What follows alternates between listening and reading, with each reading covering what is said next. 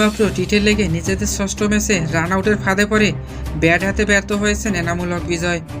বাংলা টাইগার্সের দেওয়া 128 রানের টার্গেটে ব্যাট করতে আসে দুই ওপেনার এনামুল হক বিজয় ও ডেভিড ওয়ার্নার। ইনিংসের প্রথম বলে 4 আদায় করে ভালো পারফরমেন্স করার আভাস দেন বিজয়।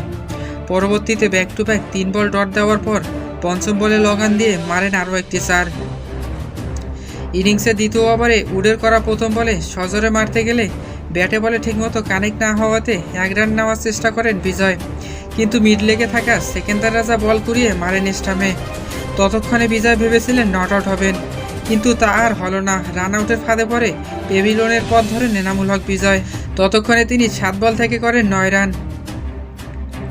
এবারে মাত্র টিটের লেগে বাংলাদেশিদের ভাগ্যটাই খারাপ। পরপর 2 ম্যাচে রান আউট হয়েছেন সাব্বির রহমান। আজকের ম্যাচে রান আউট হলেন এনামুল হক বিজয়।